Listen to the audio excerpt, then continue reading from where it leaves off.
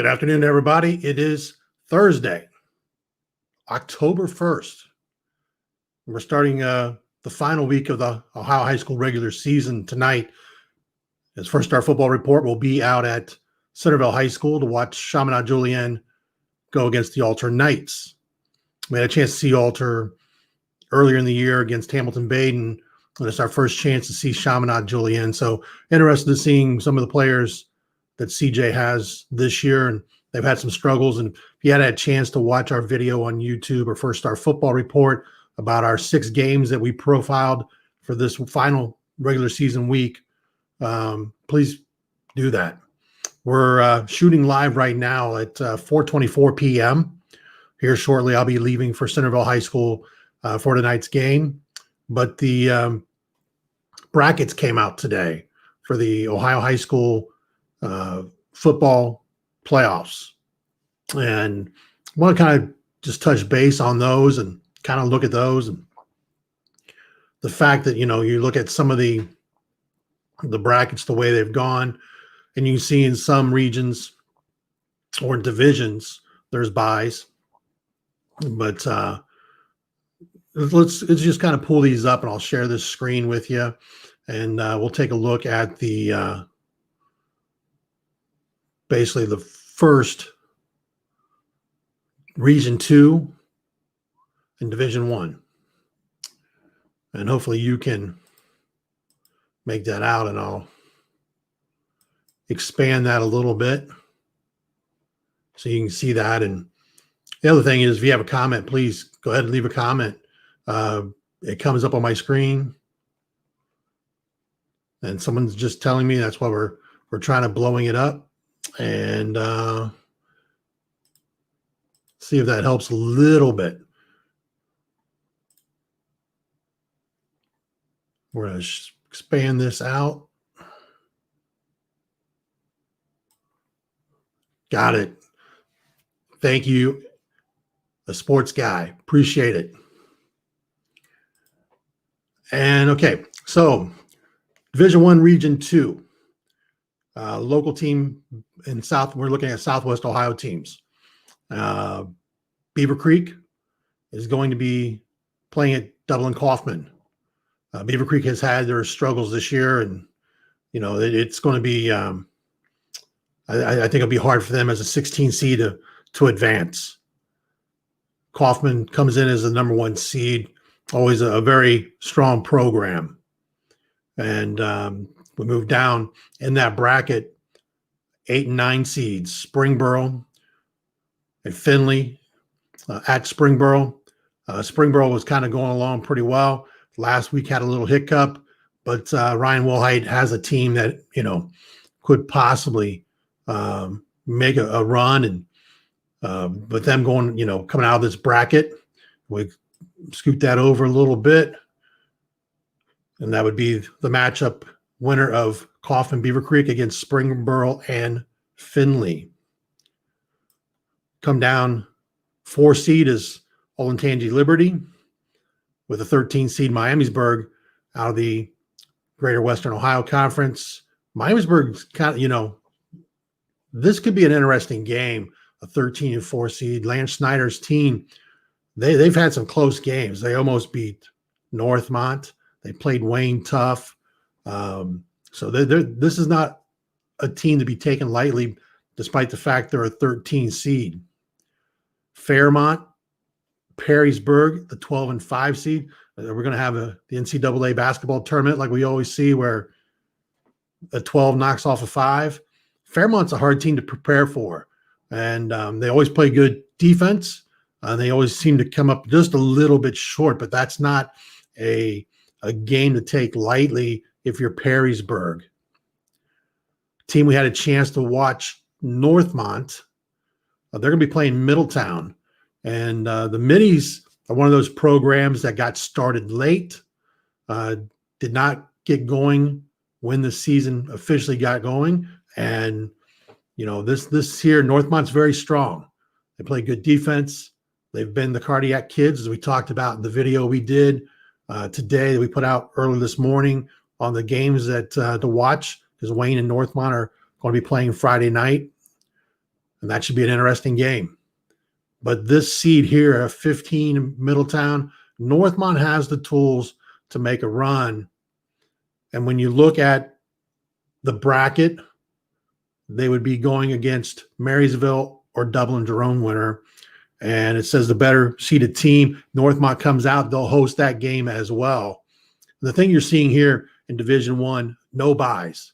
And that kind of changes when you look at some of the other brackets we're going to look at. Springfield, a 3 seed, Toledo Whitmer at Springfield.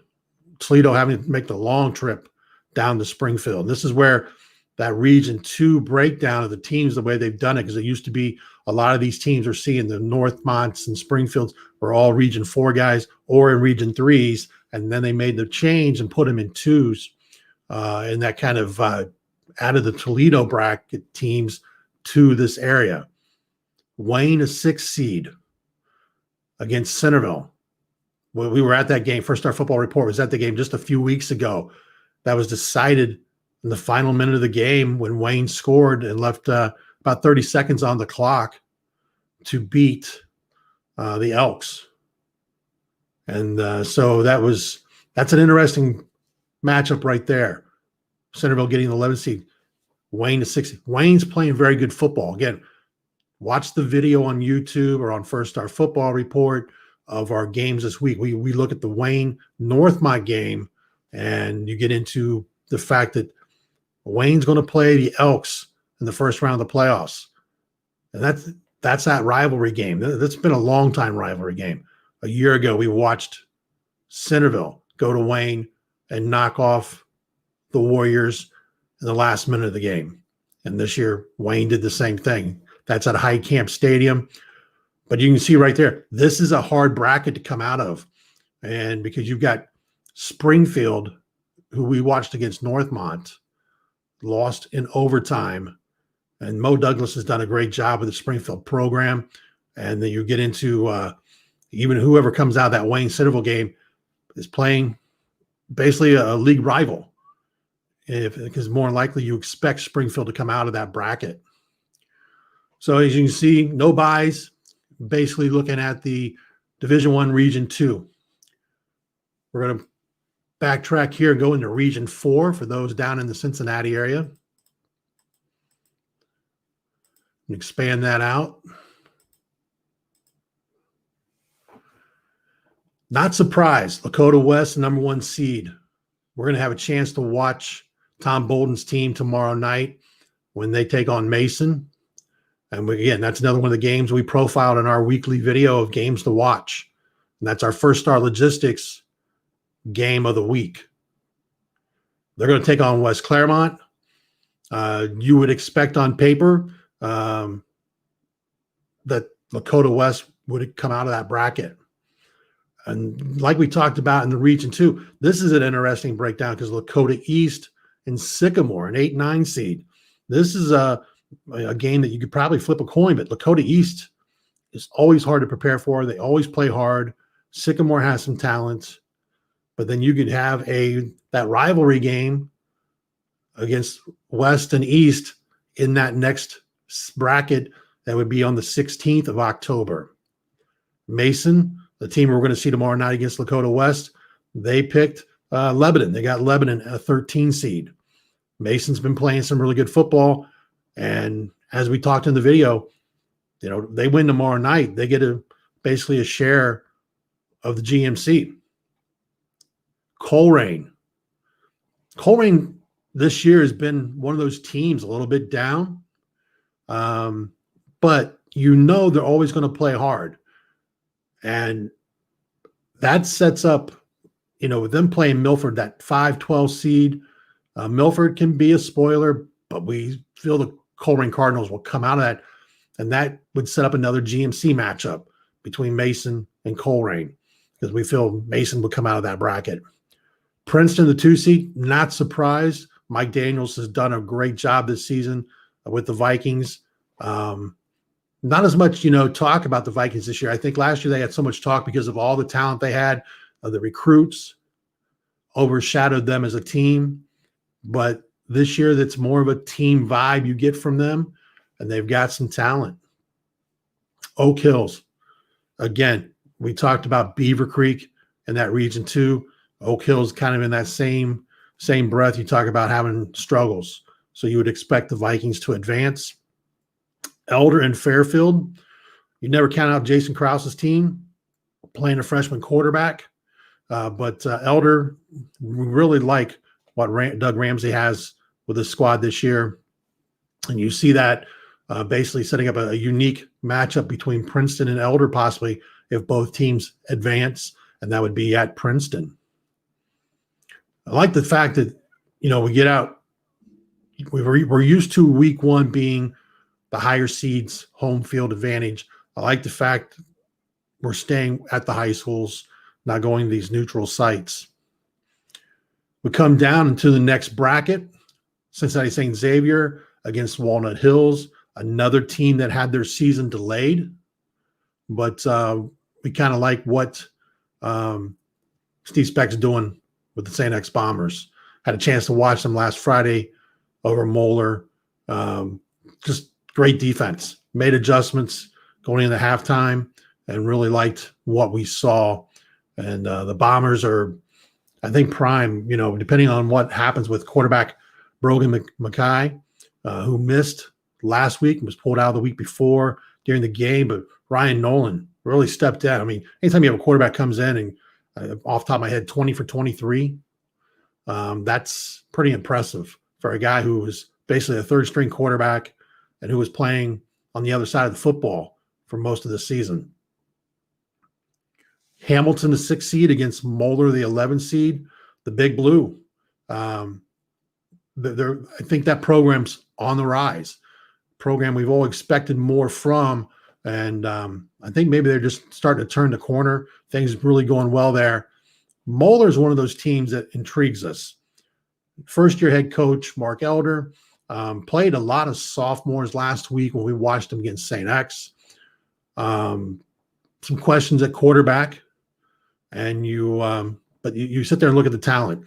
You have a decent offensive line. Frederick Sturgis, we like a lot. They have Luke Fickle's son, Landon Fickle. We're hearing something on that front that he might have had a little bit of a self-made injury, but we can't confirm that. So we kind of saw that here the other night when we watched him against X. So we'll have to wait and see what his status is. You've got the tight end Caddis, who we think is a nice blocking tight end, and maybe has a future at that. If you can find a team that uses the tight end in that way, that's the type of school he'd have to kind of look at, and because he's not the flex guy.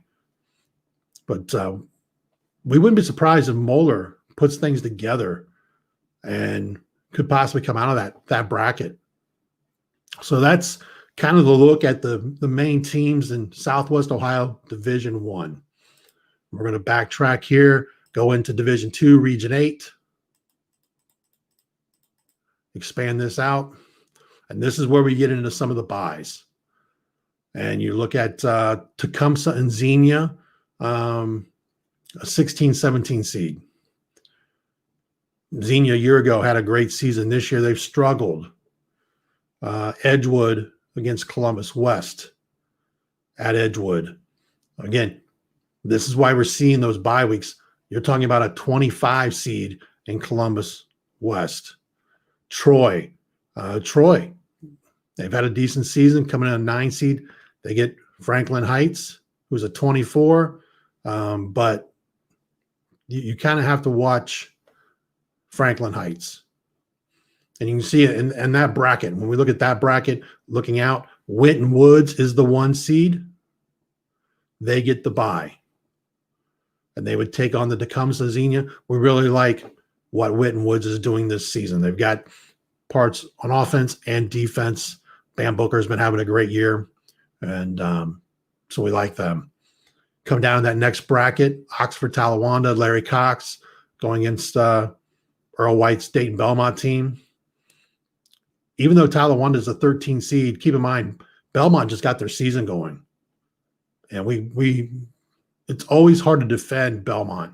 They've got some athletes, Jody Burton. They've got some other guys as well. That could be a game there where the lower seed advances.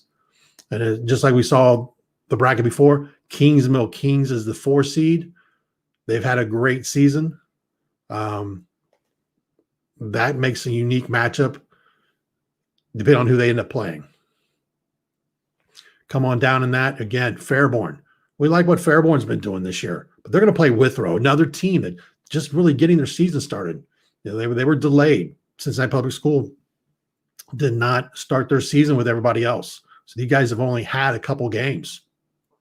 And they could be a team that lower seed can advance through. But we like what Fairborn's been doing this year. The winner will advance to play Turpin, a team that we would not be surprised gets into that 3rd round of the playoffs. Very good team. But you come on down and you see this bracket breaks down. Little Miami, Loveland.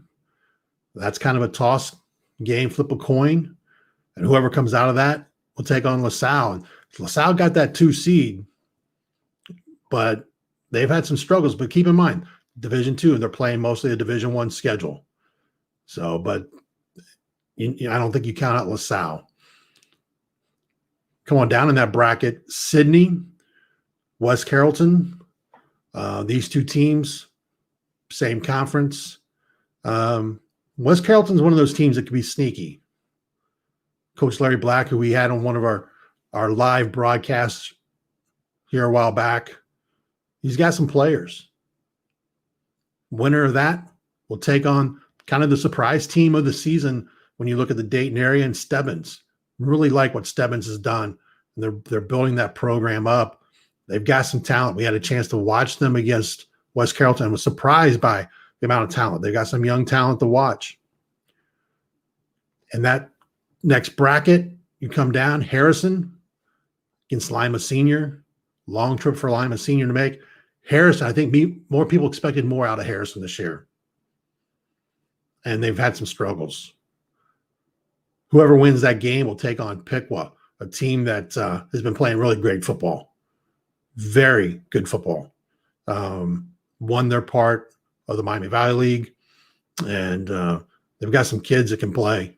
We really like them. Would not be surprised to see them come out into the 3rd round. Tays Valley.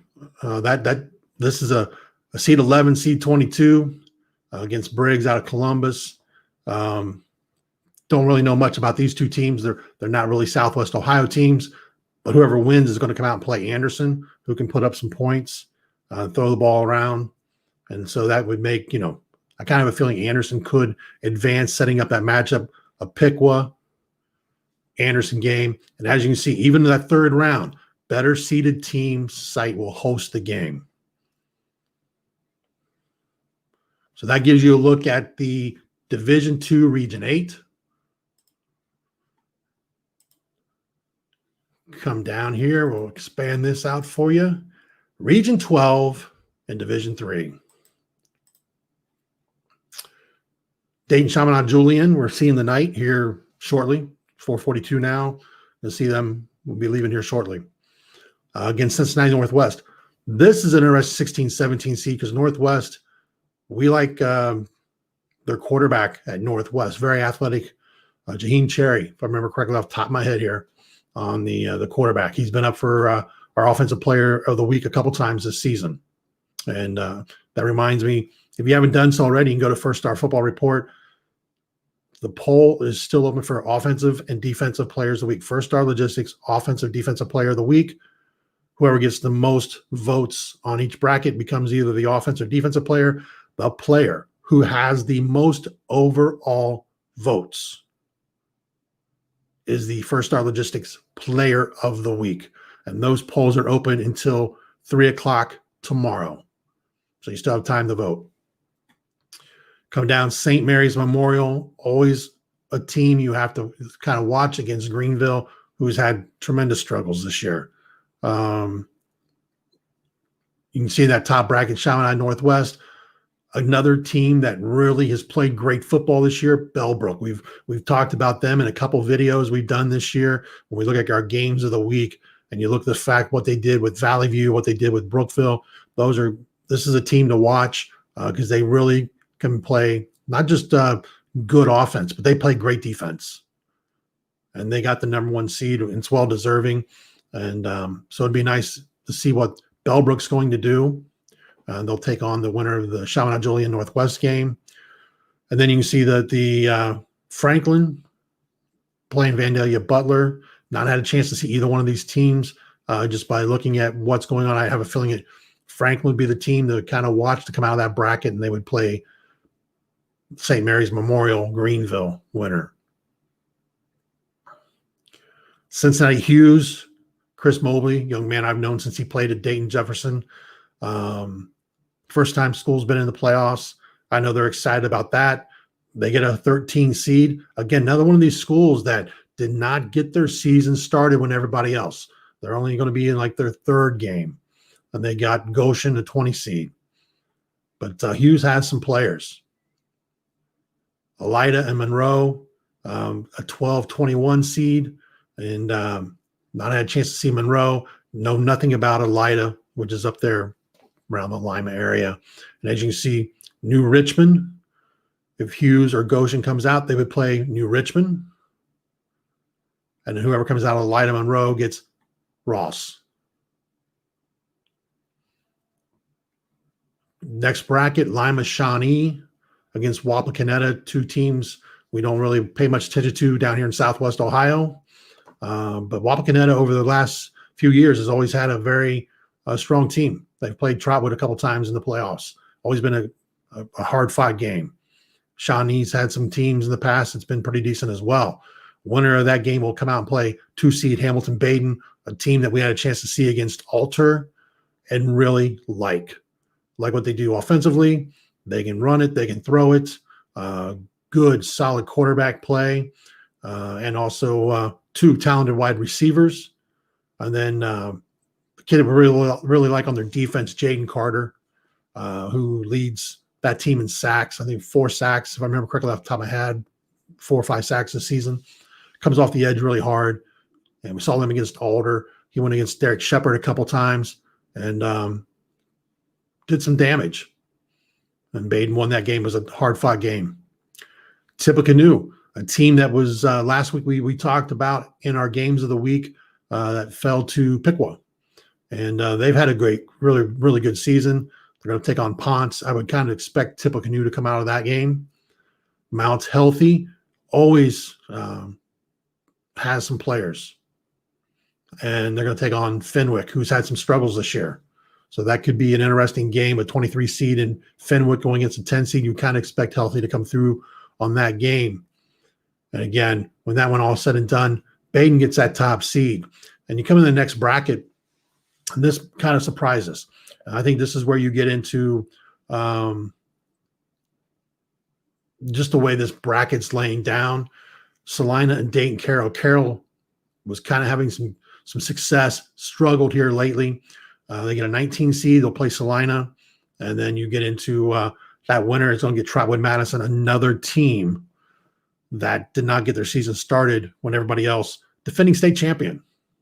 And I think that's why they get the 3 seed.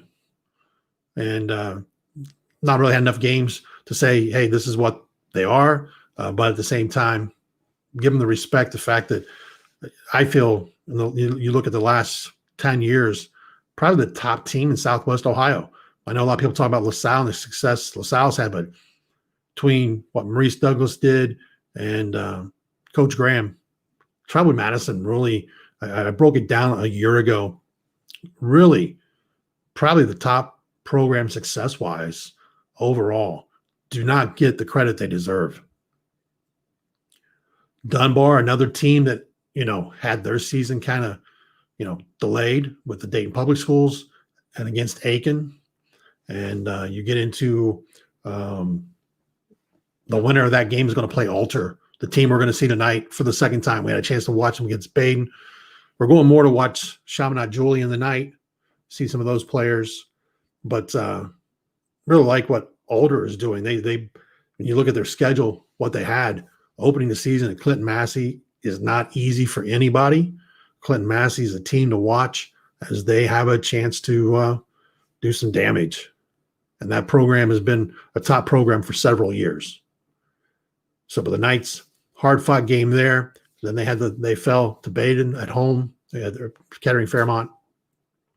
But they've run off 4 wins since then. So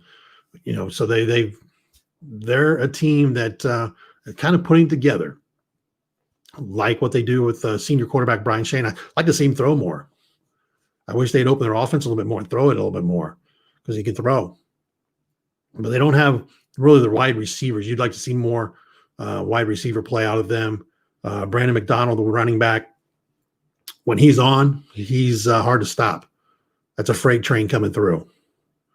And everyone talks about C.J. Hicks, the Ohio State commit, and we feel he's just coming in his own. Last year we weren't, I'm always trying to be honest when I look at player assessments. A year ago, we watched him play Fairmont, and you expect a kid with that much talent to come in and dominate.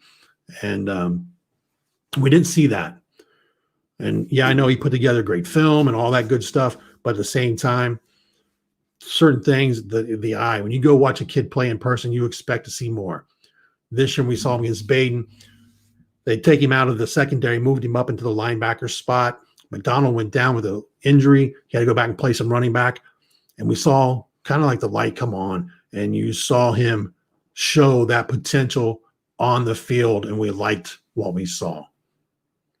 And then James Keithley, defensive end. We talked about Jaden Carter of Baden. James Keithley, another guy going under the radar, should be getting more recruiting attention because this is a kid that just high motor, does a great job hand-to-hand combat on the line.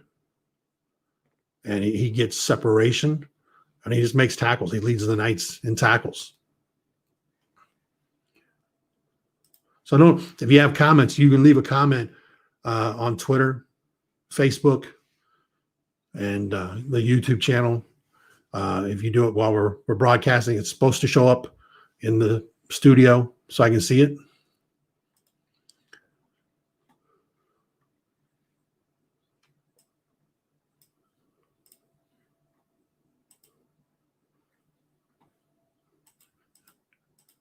Moving into Division 4, Region 16.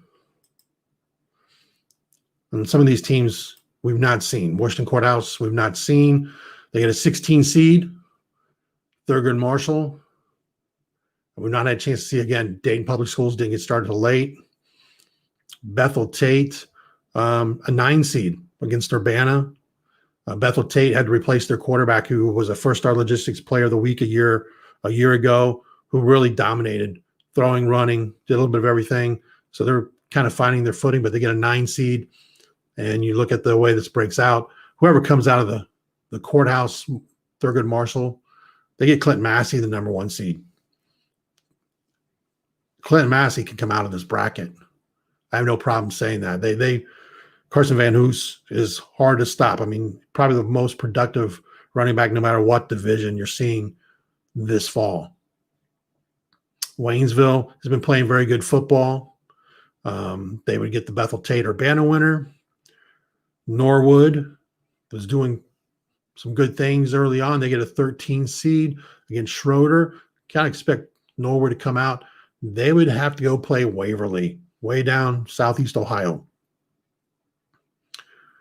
Chillicothe Uniota against Hillsboro. Don't really know much about either one of those teams. But the winner, McNick, gets a bye.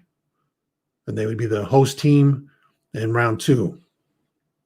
Oakwood and Batavia. And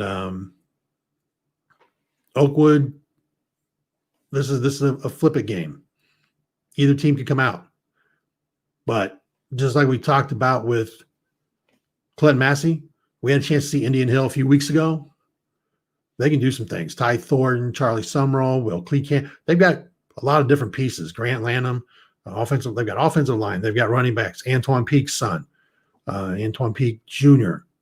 is a running back. Between him and Charlie Summerall, they do a great job. Every time it looks like they need a touchdown, they just give the ball to Charlie Summerall, and he seems to score, finds a way to score, runs hard. And then you get into Ty Thornton, John Thornton's son, the former NFL player, also played at West Virginia University, took football, did not play as a sophomore, came back this year. And we interviewed him, and you can find that video on our YouTube channel or on First Star Football Report. And basically, he came back because of COVID, because he wasn't able to do his AAU basketball. And it's kind of recharged him as far as what he wants to do football-wise, playing quarterback. And he's a very good talent. Reminds me a lot of what Evan Prater was doing for Wyoming. Can throw it, can run it, and he's got some pieces around him. There's some underrated guys on the Indian Hill team we're not even talking about that are seniors. But this team has been playing extremely good football. Come down, Milton Union against Greenfield McLean. Not seen either one of these teams or read much about them, but they're going to come out. They're going to get that Germantown Valley View that next round, who was playing good football until they came up against Bellbrook, who we talked about a little bit earlier. Taylor and Springfield Northwestern. Not seen either one of these teams. That's a flip-it game. But the winner gets Wyoming. And yeah, Evan Prater's graduated. He's at the University of Cincinnati now. But the Cowboys keep riding along, playing some great football, undefeated. And it's kind of a interesting, they can come out of that bracket easily. Eaton, Northridge, you would expect Eaton to come out of that. They would get Graham out of St. Paris, who gets the 6th seed. And that's kind of that bracket there.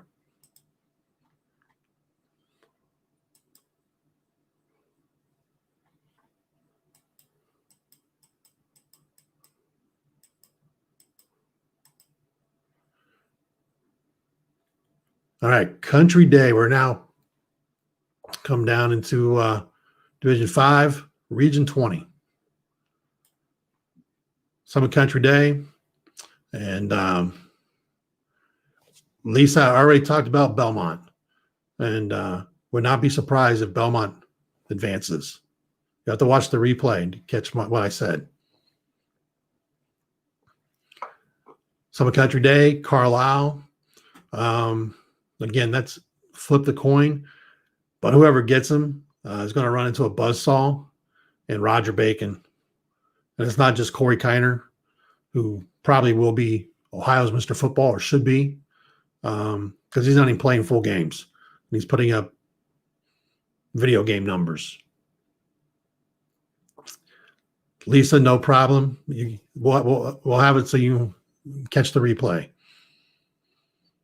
And but we expect Roger Bacon to make it out of this bracket. They should. Last year, the way Roger Bacon got knocked out, and we were surprised by that. But the way this seeding goes with everybody in, then you see this is a chance Roger Bacon should take advantage of, and they should do some damage. Next part of that bracket, Taft and Meadowdale, 2 teams again, slowed down by COVID. Really like what we saw from Taft a year ago. A lot of those guys are back, and we would expect them to advance. They're going to play Greenon, a team who I think people expected to have struggles. Cade Rice, quarterback, left the program, and he was their offense, both running and throwing the football for the last couple seasons. Transferred when his mom moved back from Florida to Northmont for his senior year. And but Greenon, we previewed them. They're playing Greenview. We previewed that game in our games to watch this week. And we talk a little bit about Greenon. And they've kind of found a way to win. They keep chugging along, even though Cade Rice has left. Preble Shawnee, Claremont Northeastern. Winner gets Versailles. things are not what they used to be. We used to think about Versailles, it was automatic. They'd find a way. They always seem to find a way to get to a state title game. Madeira and Bethel, winner of that one is going to get Cincinnati Hills Christian Academy, a team that we really like.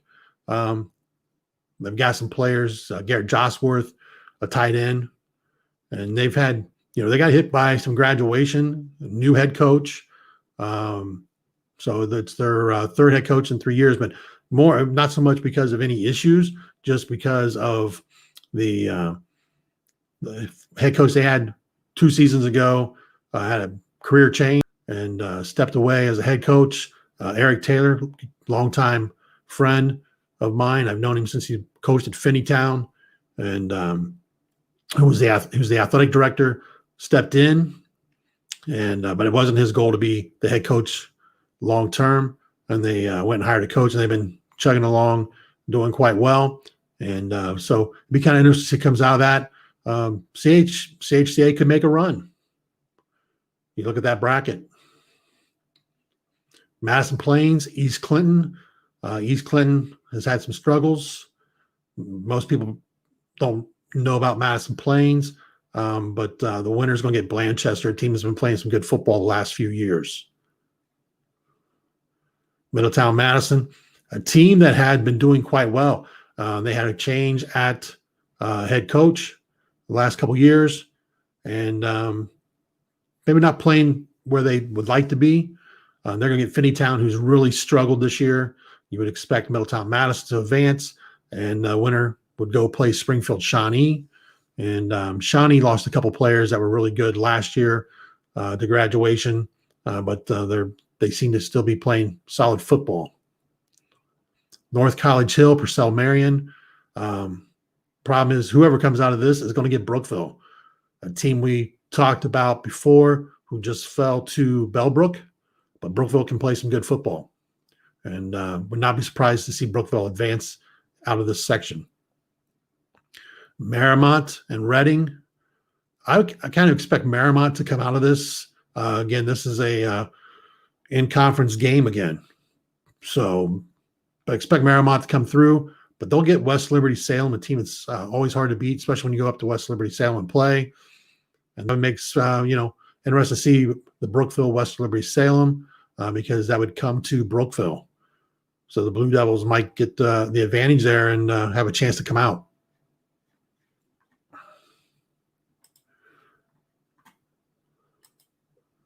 Division 6. Some of the teams you get into, we'll kind of go through this quickly. I don't get to see many of these teams.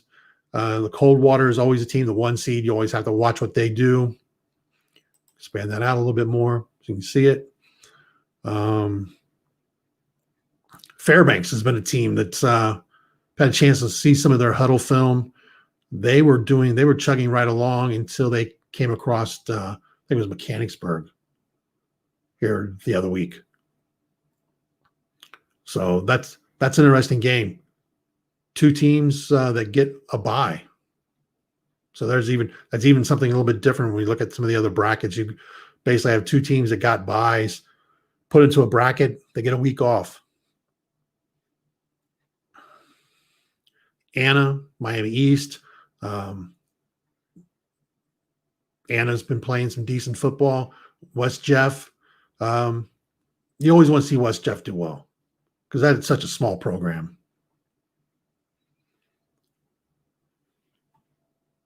So I think I've already seen a mistake here.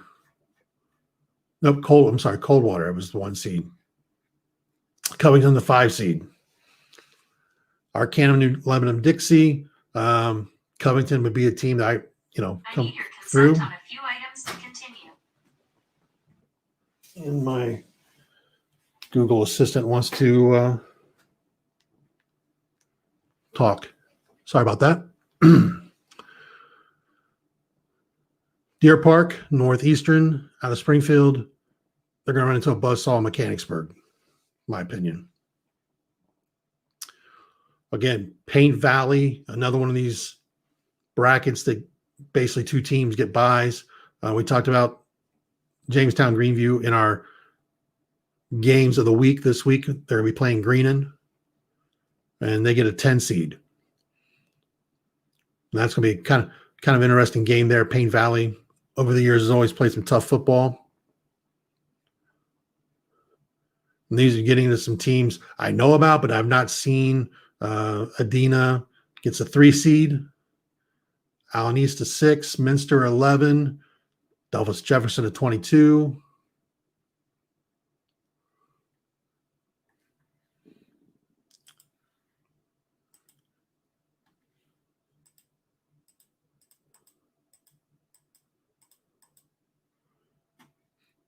And this one, the number 1 seed, Marion Local.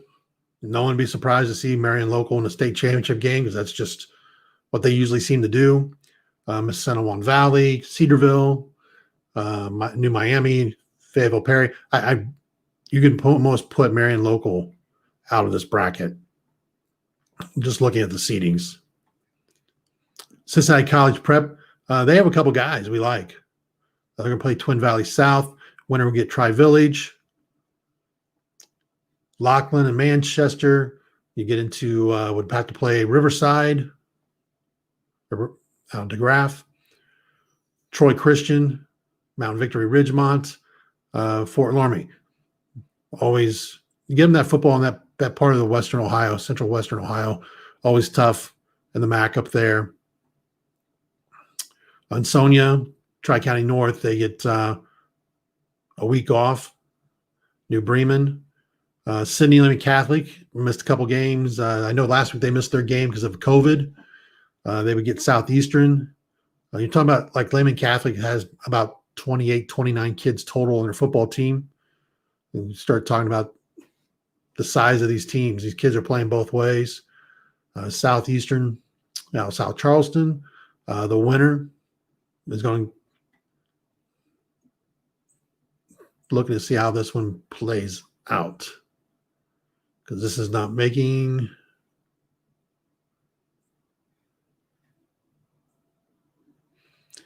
all right. So I'm not quite sure how this bracket works because you have I